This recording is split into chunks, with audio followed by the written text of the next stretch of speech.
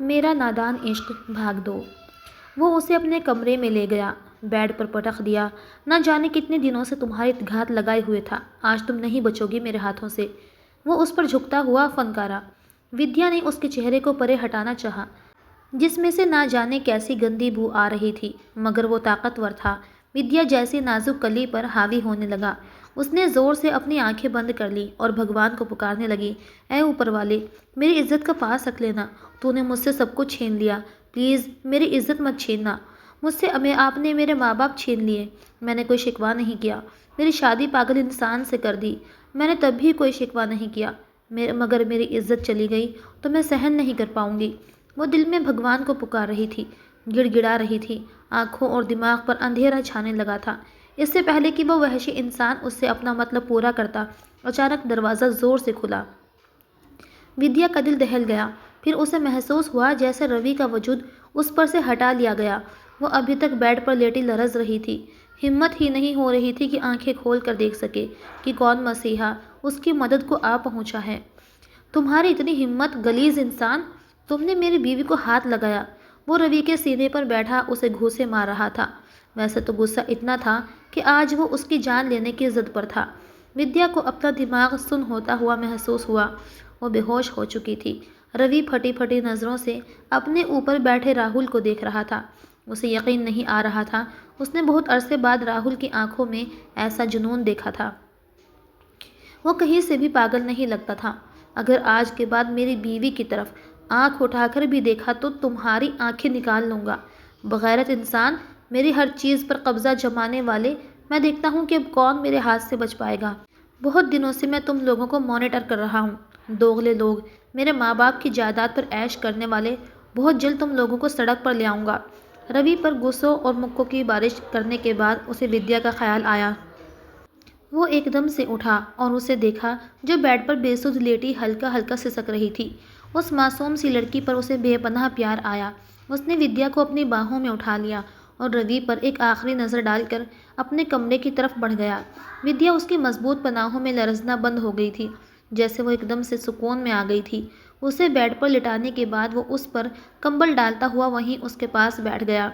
वो बेहोश हो चुकी थी, मगर उसका जिस्म अभी भी खौफ से लरज रहा था। मैं तुम्हें छोड़ूंगा नहीं रवि। मैं तुम लोगों की हर बात बर्दाश्त करता आया हूँ अब तक, मगर मेरी विद्या को कोई हाथ भी लगाए, कोई मैली नज़र से देखे तो मैं उसकी आंखें निकाल दूंगा। कोई हाथ लगाने की कोशिश करे तो उसके हाथ को उखाड़ कर रख दूंगा। तुम लोग मुझसे मेरा सब कुछ छीन सकते हो, मेरी पहचान, मेरी दौलत, मगर मेरी मोहब्बत छीनने की इजाज़त नहीं दूंगा। वो उसके बाल उसके चेहरे पर से हटाता, उसके चेहरे पर अपना हाथ रखकर सहलाने लगा। मुझे माफ़ कर देना विद्या, मैं अभी तुम्हें हकीकत नहीं बता सकता कि मैं बिल्कुल नॉर्मल इंसान हूँ, मगर बहुत जल्द तुम पर हैरतों के पहाड़ टूटेंगे। बस मुझे कुछ वक्त चाहिए अपने प्लान में कामयाबी के लिए। थोड़ा सा सब्र और करो मेरी जान, थोड़ा सा और बर्दाश्त कर लो। वो उसके चेहरे पर झुकता, उसके माथे और आंखों पर अपना लम्स रखता गया। वो बिल्कुल होशो हवास से बेगानी थी। वो बेपनाह डर चुकी थी। आज के बाद रवि का बच्चा तुम्हारी तरफ देखने की भी हिम्मत नहीं करेगा। वो उसके लरजते वजूद को खुद में समेटते हुए उससे वादा कर रहा था। उसकी आंख खुली तो थोड़ी देर तक उसका दिमाग बिल्कुल माउफ था। फिर आहिस्ता आहिस्ता रात वाला मंजर उसके दिमाग में ताज़ा होने लगा और वो करंट खाकर उठकर बैठी। शुक्र है मेरी इज्जत महफूज रही। मगर वो कौन था जिसने मेरी जान बचाई? वो बेड पर लेटी थी और राहुल कहीं भी नहीं था। राहुल तो नहीं हो सकता, नामुमकिन है। उसे इन सब चीज़ों का क्या पता? तो फिर कौन था वो जिसने मेरी जान बचाई? वो एकदम से बेड से उठी, वॉल क्लॉक पर नज़र डाली तो सुबह के 10 बज चुके थे। ओह, आज तो मुझ पर बहुत डांट पड़ेगी, काकी से और घर वालों से। वो जल्दी से नीचे उतर आई तो लॉन्च बिल्कुल खाली था।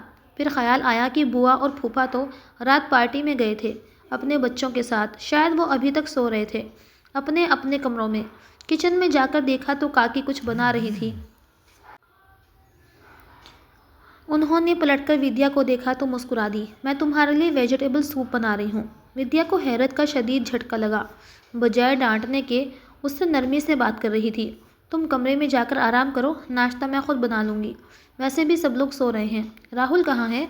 उसने वो सवाल किया जो कब से उसे तंग कर रहा था। क्या वो रात भर घर नहीं आया? उसे फिक्रमंदी ने आ घेरा था। अरे वही तो मुझे सब्जी पकड़ा गया है। कह रहा था कि मेरी दुल्हन को बुखार हो रहा है, उसके लिए सूप बना दो, और खुद न जाने कहाँ चला गया। विद्या को दूसरा झटका लगा। तो क्या मुझे रात को रवि के शिकंजे से बचाने वाला राहुल था? उसके मन में हर तरफ सवाल थे, मगर जवाब देने वाला न जाने कहाँ था। 12 बजे के बाद वो कमरे से निकली तो लॉन्च में सब लोग लंच कर रहे थे या शायद नाश्ता कर रहे थे। रवि की नज़र उससे टकराई तो वो फ़ौरन नज़र झुका गया। उसके चेहरे पर चोट के निशान थे। आखिर तुम्हें किसने मारा है? तुम कुछ बताते क्यों नहीं हो? हमें बताओ, पुलिस को बुला लेंगे, उसके खिलाफ FIR दर्ज कराएंगे। जिसने मेरे बेटे को हाथ लगाया है। राजीव साहब उससे सवाल जवाब कर रहे थे, मगर वो बिल्कुल खामोश था, जैसा डरा हुआ हो। एक जिन आया था और मुझे मारकर चला गया। उसने कहा कि अगर मैंने उसका नाम उगल दिया तो वो मुझे निगल जाएगा। उसकी बात सुनकर नासमझी से सब उसे देखने लगे। ना जाने क्या ओल फोल बक रहा है ये लड़का, मेरे तो कुछ समझ में नहीं आ रहा। सीमा बुआ ने अपने माथे को सहलाते हुए कहा। शायद उनके सर में शदीद दर्द उठ रहा था। मम्मी, लगता है भैया को कुछ हो गया है, उनको किसी साइकेट्रिस्ट को दिखाते हैं। शायद ये भी राहुल भैया की तरह पागल हो गए हैं। माला इस सारे सिचुएशन में काफ़ी मज़ा ले रही थी। तुम भी बहुत जल्दी पागल हो जाओगी, बल्कि हमारी सारी फैमिली बहुत जल्दी पागल खाने में होगी या फिर हॉस्पिटल में। अपनी खैर मनाओ तुम। वो एकदम से उठा और बाहर चला गया। विद्या को रह रहकर राहुल का ख्याल आ रहा था।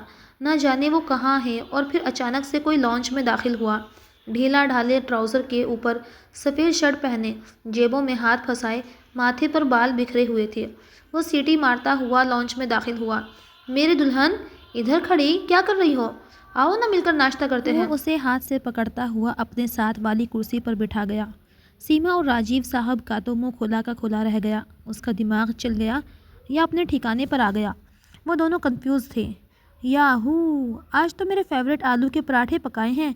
वो फिर से बच्चों की तरह खिलखिलाकर हंसने लगा तो उन दोनों ने जैसे सुकून का सांस लिया और खाने में मसरूफ़ हो गए। राहुल बेटे, मैंने आपको कितनी बार कहा है, स्कूल का होमवर्क करना मत भूला करो। आज भी तुम्हारे कमरे से फाइल्स बगैर सिग्नेचर के उठा लाया हूँ। ये आपका होमवर्क है, अगर नहीं करेंगे तो टीचर डांटेंगे आपको। राजीव साहब ने उसे प्यार से डांटते हुए कहा तो विद्या को हैरत हुई, क्योंकि राहुल तो कहीं नहीं जाता था। भला वो कैसे स्कूल या कॉलेज जा सकता था? वो तो पागल था। ओह फूफा जी, आई एम सॉरी, आप भी मुझे टीचर के नाम से डराते रहते हैं और साइन करवाते रहते हैं।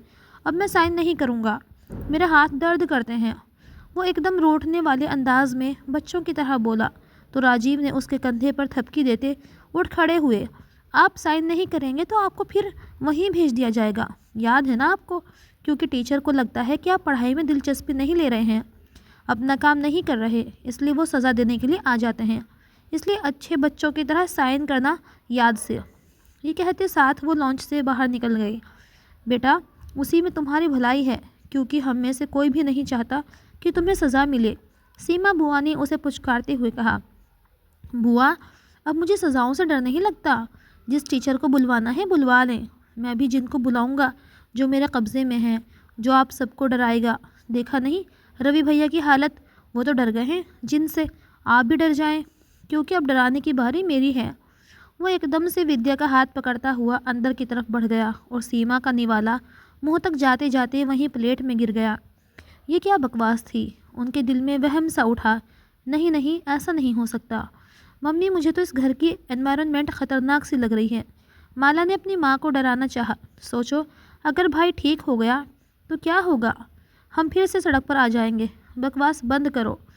तुम अपनी और पढ़ाई पर तवज्जो दो। सारा दिन और सारी रात पार्टी करती हो, शर्म नहीं आती तुम्हें? सीमा बुआ उसे झाड़ते हुए उठ खड़ी हुई। आप तो हर बात पे गुस्सा ही करती रहती है मॉम। यही तो ज़िंदगी है एंजॉय करने की। क्या पता कल को हम फिर से सड़क पर आ जाएं। अपने पापा की बदौलत उन्होंने अपने बिजनेस का तो कबाड़ा कर दिया। अब ना जाने मामा जी का बिजनेस कब तक चलाएंगे। और ये रवि का बच्चा, उसे भी तो कुछ नहीं कहती हैं आप। राहुल भैया के ठीक होने से पहले पहले जितनी भी जायदाद अपने नाम करवाना हो करवा लें, क्योंकि ना जाने फिर मौका मिले या ना मिले। वो उठकर जा चुकी थी। सीमा बुआ अपना सर थाम कर बैठ गई। विद्या उनके साथ सोफे पर बैठी उसे नूडल्स खिला रही थी। वो बहुत गुमसुम सी थी। कल जो हादसा उसके साथ पेश आया था, क्या वो सब राहुल को बताना चाहिए या नहीं? मगर वो कहाँ समझेगा। भला जो सामने टांग पे टांग रखकर मज़े से कार्टून देख रहा था और साथ में नूडल्स खा रहा था।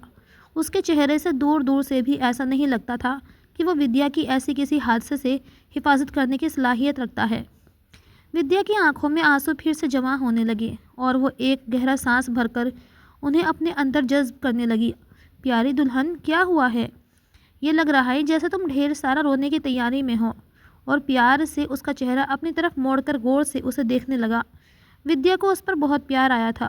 कुछ भी नहीं राहुल, और तुम्हें बताने का फ़ायदा भी नहीं है, इसलिए तुम कार्टून देखो अच्छे बच्चों की तरह। उसके बालों में उंगलियां फेरती हुई वो बोली। राहुल ने भी प्यार से उसकी कलाई पकड़ ली और उसके नाजुक सी उंगलियों पर अपनी उंगलियां फेरने लगा। एक सुकून सा विद्या के अंदर उतरता हुआ महसूस हुआ, लेकिन उसने फ़ौरन अपना हाथ झटक दिया। सुकून से बैठकर नूडल्स खाओ अच्छे बच्चों की तरह, और आज मैं बहुत थकी हुई हूँ, जिस्म भी दर्द कर रहा है। ज़्यादा देर तक आपके साथ कार्टून नहीं देख सकती, मैं बोर हो जाती हूँ, मुझे सोना है। वो नाराज़गी से बोली तो वो एकदम से सीधा होकर बैठा, उसके माथे पर हाथ रखा। अरे तुम्हें अभी तक बुखार है? सुबह काकी ने तुम्हें सूप नहीं पिलाया था क्या? मैंने उसे कहा था कि तुम्हें मेडिसिन भी दे दे, उसकी तो खबर लेता हूँ मैं। ये बहुत बिगड़ गई है मोटी ब्राइडल मुर्गी कहीं की। विद्या को ज़ोर से हंसी आई। उसका सेंस ऑफ ह्यूमर काफ़ी अच्छा था। चलो बेड पर लेटो, मैं तुम्हारे माथे पर पट्टियाँ रख देता हूँ। बल्कि रुको, मैं तुम्हारे लिए मेडिसिन लाया था, तुम्हें देता हूँ। अरे नहीं नहीं, मैं बिल्कुल ठीक हूँ, कुछ नहीं हुआ मुझे, बस मुझे नींद आ रही है, सोना चाहती हूँ। क्योंकि ये कार्टून देखकर मुझे हमेशा नींद आ जाती है। इतनी बुरी बुरी शक्ल है, सारी रात ख्वाब में भी तंग करते हैं ये मुझे। चलो फिर आज कार्टून नहीं देखेंगे, आज मैं वैसे भी आपके साथ एक मूवी देखूंगा। मेरे दोस्त ने कहा था कि ये वाली मूवी अपनी बीवी के साथ देखना, बहुत मज़ा आएगा। यूट्यूब पर कुछ सर्च करने लगा, फिर उसने एक इंग्लिश मूवी का नाम लिखकर सर्च किया और वो मूवी प्ले हो गई। विद्या तो मुँह खोले हुए देख रही थी, क्योंकि वो काफ़ी ज़्यादा रोमांटिक किस्म की फ़िल्म लग रही थी। भला राहुल को इन सब चीज़ों का कैसे पता? वो हैरान हुई। अब हम थोड़ी देर बैठकर मूवी देखेंगे, जब आपका मूड अच्छा होगा तो मैं आपको सोने की इजाज़त दे दूँगा, मगर आज आप बेड पर सोएंगी। वो नरमी से उसके करीब खिसक गया और अपना बाजू सोफे पर फैलाकर उसके कंधे पर रख लिया। वो तो बिल्कुल जैसे बुत बनी उसकी हरकतें देख रही थी। नहीं, परेशान मत हो, अभी तो तुम पर बहुत सारे राज खुलेंगे, बस मूवी देखो। कुछ देर तो विद्या मूवी देखती रही, मगर फिर अचानक एक रोमांटिक सीन आ गया जिसमें हीरो हीरोइन को किस कर रहा था। विद्या के तो रोंगटे खड़े हो गए। ये सीन देखकर उसने इधर उधर देखना चाहा। क्या हुआ है? देखो वो लड़का कितना प्यार करता है अपनी दुल्हन से, हालांकि उनकी तो शादी भी नहीं हुई है। गंदे बच्चे हैं ये तो, मगर तुम मेरी सच्ची मुच्ची की दुल्हन हो ना, मैं ये सब तुम्हारे साथ कर सकता हूँ। वो इतनी मासूमियत विद्या को देखकर बोला कि उसके पूरे बदन के रोंगटे खड़े हो गए। वो एकदम से बेचैनी से उठी। बंद करो इसे राहुल, गंदे बच्चे ऐसी चीज़ नहीं देखते, उसे अच्छा था आप कार्टून ही देख लेते। वो बेचैनी से बेड पर जाकर बैठ गई, क्योंकि सोफे पर राहुल बैठा था। अब इधर आओ, आकर सो जाओ, मुझे नींद आ रही है, मुझे सोफे पर सोना है। वह कदम कदम चलता उसके करीब आया और उसके साथ चिपक कर बैठ गया। इधर देखो मेरी तरफ विद्या। उसने पहली बार विद्या का नाम लिया था, वरना तो वो उसे दुल्हन साहिबा ही कहता था। विद्या पर तो आज हैरतों के पहाड़ टूट रहे थे। आखिर क्या इंसान था ये, उसके अंदर क्या छुपा था? उसकी आंखों में किसी गहरे राज की परछाई थी, या वो राहुल नहीं था जो रोज़ाना उसके सामने आता था पागल बन के? ये तो पागल बना रहा था। चलो लेट जाओ, मुझे भी नींद आ रही है। आज तुम भी बेड पर सोओगी, रात को मुझे डर लगता है। तुम्हारी जिम्मेदारी है ना मुझे संभालना, तो फिर संभालो ना। वो एकदम से बेड पर लेट गया और विद्या असमंजस में पड़ गई। तुम रोज़ मुझे धोखा देकर सोने के लिए सोफे पर चली जाती हो, मगर आज मैं तुम्हें कहीं नहीं जाने दूंगा। वो उसके बराबर में लेटता हुआ उसका बाजू फैलाकर अपना सर उसके ऊपर रख लिया और सोता बन गया। अब जैसे ही तुम मेरे सर के नीचे से बाजू हटाओगी, मुझे फ़ौरन पता चल जाएगा। विद्या का दिल इतनी ज़ोर से धड़क रहा था कि हद नहीं। वो चाहकर भी वहाँ से उठ नहीं सकती थी। पूरे वजूद में बेचैनी शरारत कर रही थी। वो दोनों पति पत्नी थे, मगर राहुल शायद पति पत्नी के रिश्ते से वाकिफ़ नहीं था। पर आज तो न जाने उसके जहन पर क्या चीज़ सवार थी। शायद उसके किसी शरारती दोस्त ने उसे पट्टी पढ़ाई होगी। विद्या ये सोचते सोचते कब सो गई उसे पता ही न चला। राहुल ने एकदम से आंखें खोली, विद्या को सोते पाया और लबों पर शरीर से मुस्कुराहट दौड़ गई। वो उसके बाजू पर कब से सर रखे सो रहा था। आहिस्ता से उसने अपने सर के नीचे से उसका बाजू हटाया और अपने सीने पर रख लिया और अपना बाजू उसके सर के नीचे रखकर उसके माथे से माथा जोड़े सो गया। तुम्हें बेवकूफ़ बनाना बहुत अच्छा लगता है, बस कुछ दिन और इंतज़ार करो, मैं एक पल में ही उन्हें ऐसी मात दूंगा कि वो मुंह के बल गिरेंगे, जिन्होंने मेरी ज़िंदगी बर्बाद कर दी। मैं तुमसे वादा करता हूँ विद्या, तुम्हें ज़िंदगी में इतनी खुशियाँ और सुकून दूंगा कि अपनी गुजरी हुई ज़िंदगी की कड़वाहट तुम भूल जाओगी। वो उसके माथे से बाल हटाता हुआ बोला। राजीव साहब राहुल इंडस्ट्रीज़ के हेड ऑफिस में बड़ी परेशानी से बैठे थे। राहुल कुछ दिनों से उन्हें काफ़ी परेशान कर रहा था। राजेंद्र वर्मा के साथ कॉन्ट्रैक्ट के पेपर साइन नहीं कर रहा था। अचानक ऑफिस में वकील साहब दाखिल हुए और सामने वाली कुर्सी पर बैठकर एक फ़ाइल उनके सामने रखी। आप राहुल साहब के साथ ज़बरदस्ती वाला मामला नहीं कर सकते, क्योंकि वसीयत में साफ साफ लिखा है कि अगर राहुल को एक खरोंच भी आई तो आपको उसकी गार्डियनशिप से निकाल दिया जाएगा। फिर आप जितना मर्जी उसके डॉक्टर के मुंह में पैसे डाल लें और उसको गलत डोज खिलाकर उसका मानसिक संतुलन बिगाड़ने की कोशिश करें। जब तक आप राहुल को प्यार से कब्जे में लेकर हर चीज़ पर साइन नहीं करवाएंगे, आपके हाथ कुछ नहीं आएगा। राजीव साहब इसलिए ठंडे दिमाग से सोचें और उसे प्यार से ट्रीट करें, क्योंकि जब वो ठीक हो जाएगा तो आपकी सारी चाल समझ जाएगा। आप अपना बिजनेस तो डुबो ही चुके हैं, इससे भी जाएंगे। वकील की बातें राजीव के पसीने छुटा रही थी। मैं देखता हूँ राहुल के बच्चे को आज, अगर उसने साइन न किया ना तो मुझे बड़े तरीके आते हैं। वो बस सोच कर ही रह गया। डॉक्टर साहब, आप भी मेरी तरह बहुत बड़े एक्टर हैं। हम दोनों को नोबेल प्राइज़ मिलना चाहिए। वो तो आप हमारे फैमिली डॉक्टर हैं, वरना कोई और होता तो शायद ये राज कभी भी ना रख सकता और ना ही मेरा साथ देता। मुझे पागल बनाने में और दूसरों को इस बात का यकीन दिलाने में आपका बहुत बड़ा हाथ है। राहुल अपनी पैंट की जेब में हाथ डाले डॉक्टर विक्रम के सामने कुर्सी पर टांग पटांग जमा कर बैठा था। मासूमियत उसके चेहरे से झलक रही थी। कैसी बातें करते हो राहुल बेटा, तुम्हारे बाप विक्रांत अग्रवाल के मुझ पर बहुत एहसान है और इन दोगले लोगों की वजह से मैं भला क्यों अपना ईमान ख़राब करूँगा। मगर कब तक तुम सबका बेवकूफ़ बनाओगे? तुम कोर्ट में जाकर कोई एक्शन क्यों नहीं लेते और उन सबको चलता करो जो तुम पर अपनी हुक्मरानी जमा रहे हैं। बस डॉक्टर साहब, थोड़ा सा पेशेंस और रखें, क्योंकि राहुल अग्रवाल कभी भी कच्ची गोलियां नहीं खेलता। मैं उनके खिलाफ इतने भारी और मजबूत सबूत अदालत को पेश करूंगा जहां से रिहाई नामुमकिन होगी, क्योंकि मैं अपने से दगा करने वाले को कभी माफ़ नहीं करता, चाहे लोग मुझे कितना ही जालिम कहें। मगर जो कुछ उन्होंने मेरे साथ किया है, मेरे माँ बाप के साथ किया है, उनकी कार का एक्सीडेंट करवाया है, मैं ये सब नहीं भूल सकता। राहुल की आंखों में नमी सी उतरने लगी। उसका बदला पूरा होने में बस चंद दिनों का फासला था। रवि को तो उसकी हकीकत का पता चल चुका था, लेकिन राहुल ने उसके सामने उसके गुनाहों का चिट्ठा एक फ़ाइल की शक्ल में थमाया था और उसे धमकी दी थी कि अगर वो राहुल की इजाज़त के बिना अपनी ज़ुबान खोलने की कोशिश करेगा या विद्या की तरफ आंख उठाने की कोशिश करेगा तो सबसे पहले जेल वही जाएगा। और रवि तो सदा का डरपोक था, थर थर काँपने लगा, क्योंकि इंडस्ट्रीज़ में उसके गबन के सारे सबूत उसके सामने थे। उसके अलावा गलत सरगर्मियों में रहने के वो सारे सबूत उसकी आंखों के सामने नाच रहे थे। कैसे उसने नशे की हालत में एक बेकसूर इंसान की जान ली थी, अपनी गाड़ी से टक्कर मारकर। रवि तो सर पकड़कर बैठ गया। उसे अपने सामने बस अंधेरा ही अंधेरा नज़र आ रहा था। शाम को वो घर वापस आया तो विद्या की तलाश में नज़र दौड़ाई। उसकी शादी को 6 महीने गुजर चुके थे और विद्या से उसकी बहुत अच्छी दोस्ती हो गई थी। विद्या उसकी ज़िंदगी की वो इंसान थी जिसने इतने फरेबी लोगों के बीच में रहकर उसके दिल में जगह बनाई थी। वो इतनी मासूम थी कि अपने ऊपर ज़्यादती करने वालों को खुले दिल से माफ़ कर देती थी। ऊपर वाले ने जिस हाल में भी उसे रखा, उसी में सब्र शुक्र से रह रही थी। राहुल सर से पैर तक उसकी मोहब्बत में गिरफ्तार हो चुका था। उसका बस नहीं चलता था कि उसके आगे घुटनों के बल बैठकर अपने दिल का हाल बयां कर डाले, और अब तो बस उसके सब्र का दामन छूटने लगा था। वो उससे और दूर नहीं रह सकता था। किचन में जाकर देखा तो विद्या वहाँ भी नहीं थी। सोचा शायद कमरे में उसका इंतज़ार कर रही होगी। आज तो वो उसे बताने वाला था कि वो कौन है और वो विद्या के लिए क्या महसूस करता है। जब कमरे को भी खाली पाया तो परेशानी बढ़ गई। वो कहाँ जा सकती है? काकी भी नहीं थी। वो सीढ़ियों से उतरता विद्या विद्या उसे आवाज़ देते हुए ढूंढने लगा। दिमाग में खतरे की घंटी बजी। कहीं रवि ने फिर से तो नहीं? नहीं नहीं, ऐसा नहीं हो सकता। उसका दिल बैठा जा रहा था। वो उसे पागलों की तरह ढूंढ रहा था। हर कमरे में देख लिया मगर वो कहीं ना थी। उसका दिल यूँ था जैसे अभी बाहर आ जाएगा। अगर मेरी मासूम सी विद्या को कुछ भी हो गया तो हर चीज़ को आग लगा दूंगा। रवि भी अपने कमरे में नहीं था। सारे रूम खाली थे और सामान सारा बिखरा हुआ पड़ा था। सारा कीमती सामान गायब था। Oh my God! तो क्या वो सब फरार हो गए? मगर विद्या कहाँ है? वो जल्दी से बाहर की तरफ भागा था। तो क्या उन सबको पता चल गया था कि मैं पागल नहीं हूँ? बल्कि मैं तो बहुत जल्द उन्हें गिरफ्तार करवाने वाला था। शायद इसलिए सबके पासपोर्ट भी गायब थे। यकीनन वो इंडिया से भागने की सोच रहे होंगे।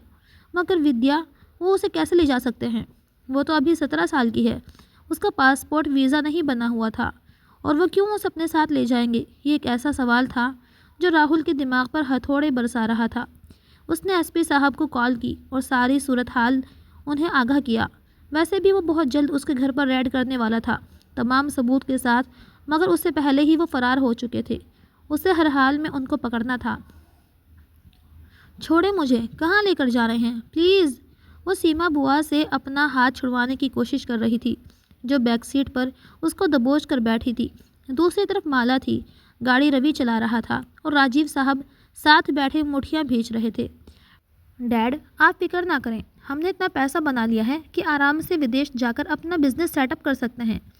इस राहुल के बच्चे को सब पता है, जानबूझकर पागल बन रहा है और हमें बना रहा है। सारी प्लानिंग का सत्यानाश कर दिया इस राहुल के बच्चे ने। अच्छा ही होता अगर ये सचमुच पागल हो जाता, तो हमें यहाँ से भागना ना पड़ता। राजीव साहब सदमे से बोले, मगर तुम इस लड़की को साथ क्यों ले आई हो? ये हमारे गले की हड्डी है, इसे यहाँ गाड़ी से फेंक देते हैं। सीमा बुआ पीछे से चिल्लाई और विद्या तो अभी तक सकते में थी। ये सब कुछ क्या चल रहा था? क्या हो रहा था? उसका दिमाग ये सब सोचने में नाकाम था। क्या वो पागल नहीं था? उसकी सुई सिर्फ यहीं पर अटकी हुई थी। नहीं डैड, इसे तो मैं नहीं छोड़ सकता। इससे बहुत पुराने हिसाब किताब चुकते करने हैं। जब मैं इससे बदला ले लूँगा तभी मैं इसे फेंक दूँगा किसी गटर में। मुझे तो अभी तक वो पिटाई याद है जो राहुल ने उस रात मेरी की थी। इसे मारकर उससे बदला पूरा होगा मेरा। आया आशिक मिजाज, उसकी आशिकी तो मैं एक पल में निकाल दूँगा। देखना कैसे बिन पानी के मछली की तरह तड़पता है वो, और उसे पता भी नहीं चलेगा कि किस रास्ते से जा रहे हैं। रवि गुरूर से बोल रहा था और विद्या पर तो हैरतों के पहाड़ टूट रहे थे। उस रात मुझे इस दरिंदे से बचाने वाला राहुल ही था, मगर वो कैसे मासूम बच्चा बन गया था? उसके सामने कितना बड़ा एक्टर था वो। आंसू उसकी आंखों से बहने लगे। वो दिल ही दिल में उसे पुकार रही थी। जो उसका मसीहा था, उसका रक्षक, उसका पति। गाड़ी सड़क पर दौड़ रही थी और उसकी चीखों पुकार दम तोड़ चुकी थी। रात अंधेरी हो रही थी और विद्या की उम्मीद का दिया भी टिमटिमा रहा था। अचानक एक झटके से गाड़ी रुकी तो विद्या को जैसे होश आया। उसने इर्द गिर्द देखा तो चारों तरफ अंधेरा ही अंधेरा था। उतर नीचे। सीमा बुआ उसे बाजू से पकड़कर गाड़ी से निकालने लगी। आखिर वो कहाँ आए थे? क्या एयरपोर्ट? शायद उसे पता चल जाएगा, शायद वो मुझे ढूंढने यहाँ तक आ जाएगा। इसलिए विद्या ने दिल में श्रद्धा से दुआ मांगी। मगर जब गाड़ी से निकली तो उसके 14 तबक रोशन हो गए थे। सामने समुद्र था और एक बड़ा सा पानी का जहाज़ उनका इंतज़ार कर रहा था। तो क्या वो समुद्री रास्ते से जा रही थी? उसका दिल सूखे पत्ते की तरह कांपने लगा। अब तो राहुल के भूत को भी पता नहीं चलेगा कि हम किस रास्ते से देश छोड़कर जा रहे हैं। रवि हंसते हुए कहा और उस जहाज़ में सवार होने लगा। विद्या ज़ोर ज़ोर से राहुल का नाम पुकार रही थी। उसका दिल बैठा जा रहा था। क्या वो आज के बाद कभी भी उसे नहीं देख पाएगी? अचानक ही दूर से पुलिस की गाड़ी का सायरन सुनाई देने लगा। राजीव साहब एकदम से परेशान हो गए। कमीना इंसान, फंसा दिया ना तुमने मुझे। तुम्हारी वजह से ही मैंने इतना बड़ा रिस्क लिया था फरार होने का। लगता है पुलिस ने हमें ढूंढ लिया है, मगर कैसे? पुलिस की गाड़ियाँ करीब आ रही थीं। सीमा बुआ तो हवास बाख्ता हो गई। आखिर पुलिस को किसने बताया? मुझे तो ये समझ नहीं आ रही। मैंने बताया। उनको एकदम से कोई पुकारा था। सब लोग सकते की हालत में उसे देखने लगे। वो तो काकी थी, उस घर की नौकरानी। मैंने कल रात आप सब लोगों की बातें सुन ली थी कि आप लोग इस रास्ते से जा रहे हैं और क्या प्लानिंग कर रहे हैं। मैंने विक्रांत साहब का नमक खाया है। मैं नमक हरामी कैसे कर सकती थी? वो फ़ख्र से बोल रही थी तो सीमा बुआ एकदम से उस पर झपटी। इतने में पुलिस ने उन्हें चारों तरफ से घेर लिया। राजीव साहब और रवि को हथकड़ी पहना दी गई। तुम लोगों को विक्रांत अग्रवाल और मिसेस विक्रांत अग्रवाल के कत्ल के केस में और राहुल अग्रवाल की जायदाद पर नाजायज़ कब्जा जमाने, गबन करने और फ्रॉड के केस में गिरफ्तार किया जाता है। एसपी रोहित ने तेज़ आवाज़ में बोलकर जैसे उनके कानों में बम फोड़ा था। पुलिस चारों तरफ से उन्हें घेर चुकी थी। विद्या बस उसे तलाश कर रही थी जो न जाने कब से उसकी नज़र से ओझल था। और फिर वो गाड़ी से उतरा, जेब में हाथ डाले, सीटें बजाता हुआ कदम पे कदम चला आया। एक नज़र विद्या को देखा। वो बिल्कुल ठीक थी, जैसे सुकून अंदर तक उतर गया। सरप्राइज़ बुआ जी और फूफा जी and my dear cousin Ravi साहब। मैंने कहा था ना कि तुम लोगों के पास मोहलत बहुत कम रह जाएगी। जी लो अपनी ज़िंदगी जितनी जी सकते हो, मगर शायद माफ़ी मांगने के बजाय तुमने फ़रार का रास्ता अपनाया। तो सब बुज़दिलों की टोलियों, अब सड़ो जेल में। तुम सबके सब, क्योंकि राहुल गुनाहगारों पर तरस नहीं खाता। ये कहकर वो विद्या की तरफ बढ़ा, जो बिल्कुल सांसें रोके उसे बेयकीनी से देख रही थी। पुलिस उन्हें लेकर जा रही थी। साहिल समुद्र एकदम से खामोश हो गया। बस वो दोनों ही रह गए थे, जो एक दूसरे को देख रहे थे। वो कदम कदम उसकी तरफ बढ़ा। आज वो सही मायनों में विद्या का दिल धड़का रहा था। इतना दिलकश मर्द उसका पति, इतना बड़ा छुपा रुस्तम निकला था। उससे पहले कि वो उसे थाम लेता, विद्या ने उसे ज़ोर से पीछे झटका। मैं आपसे बात नहीं करूँगी, जाएं आप यहाँ से। आपने मुझे धोखे में रखा। आप मुझे तो बता सकते थे ना, मैं तो आपकी बीवी थी। उसकी आंखों से आंसू बहने लगे। राहुल उसे देखने लगा। उस कांच सी नाजुक सी लड़की ने 6 फीट के मर्द को पिछाड़ दिया और वो उससे नाराज़ होकर खड़ी थी। अगर तुम्हें बता देता तो वो सारे खिदमतें सेवाएं कैसे करती जो अब तक करती आ रही थी। पता है, मॉम के जाने के बाद मैंने इस मोहब्बत और लगावट को कितना मिस किया था जो उनके संगत में मुझे मिलती थी। तुमने वो मोहब्बत, वो लगावट मुझे दी तो मैं बिल्कुल छोटा बच्चा ही बना रहा। मुझे अच्छा लगता था तुम मेरा इतना ख्याल रखती हो और मेरे साथ कार्टून देखती थी, बुरे बुरे मूड बना करके। मेरा दिल चाहा मैं कभी नॉर्मल ना बनूं। तुम्हारे सामने वो कदम कदम चलता हुआ उसके करीब आते हुए फासला मिटाने लगा। उसके जज्बात में डूबा लहजा विद्या को किसी और ही दुनिया में ले गया था।